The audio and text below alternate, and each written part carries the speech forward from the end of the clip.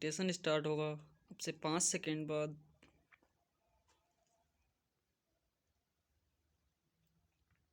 Start. धरती के प्राणियों एवं वनस्पतियों को स्वस्थ व जीवित रहने के लिए हमारे पर्यावरण का स्वच्छ रहना अति आवश्यक है, किंतु मानव द्वारा स्वार्थ सिद्धि हेतु प्रकृति का इस प्रकार से दोहन किया जा रहा है कि हमारा पर्यावरण दूषित हो चला है। आज पर्यावरण प्रदूषण भारत ही नहीं बल्कि विश्व की एक गंभीर समस्या बन गया है। इस समस्या से निपटने के लिए अंतर्राष्ट्रीय स्तर पर अनेक प्रयास किए जा रहे हैं।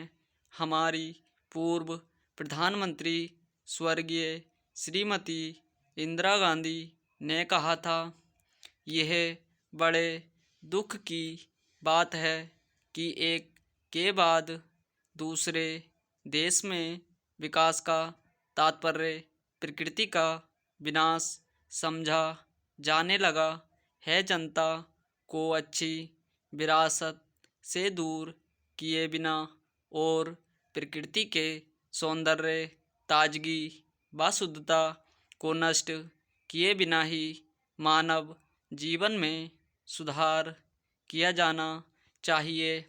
पर्यावरण दो शब्दों परि एवं आवरण से मिलकर बना है, जिसमें परि का आशय है चारों ओर से तथा आवरण का अर्थ है ढका हुआ, अर्थात समस्त जीवधारियों तथा वनस्पतियों के चारों ओर का आवरण ही पर्यावरण है।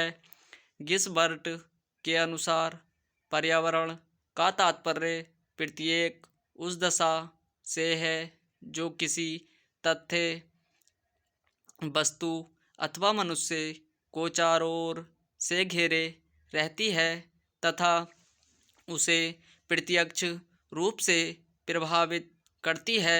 सामान्य रूप में पर्यावरण की प्रकृति से समानता प्रदर्शित की जाती है, जिसके अंतर्गत भौतिक घटकों पृथ्वी, जल, वायु आदि तथा जैविक घटकों पौधे, जंतु, सूक्ष्म जीव तथा मानव इत्यादि को शामिल किया जाता है।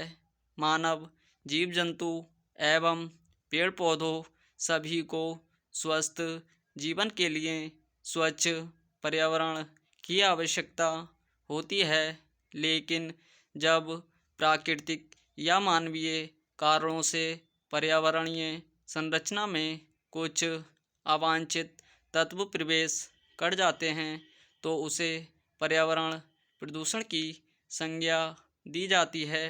यह भूमि, वायु, ध्वनि एवं जल प्रदूषण आदि के रूप में मानव जीवन व पारिस्थितिकी को प्रभावित करता है।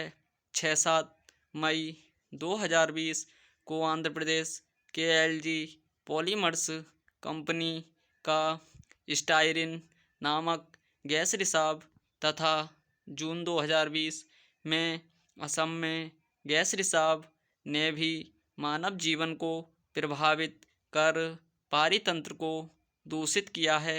सामान्य रूप से पर्यावरण प्रदूषण को निम्न प्रकारों से विभाजित किया जा सकता है: वायु प्रदूषण, जल प्रदूषण, ध्वनि प्रदूषण, भूमि मृदा प्रदूषण, रेडियोधर्मी प्रदूषण, समुद्री प्रदूषण, ठोस अपशिष्ट प्रदूषण, ई-कचरा प्रदूषण, अंतरिक्ष प्रदूषण तथा प्लास्टिक प्रदूषण इत्यादि। जब मानवीय या प्राकृतिक कारणों से वायुमंडल की गैसों की निश्चित मात्रा और अनुपात में अवांछनीय परिवर्तन हो जाता है या वायु में इन गैसों के अतिरिक्त कुछ अन्य विषाक्त या क्षारीय पदार्थ मिल जाते हैं तो यह वायु प्रदूषण कहलाता है।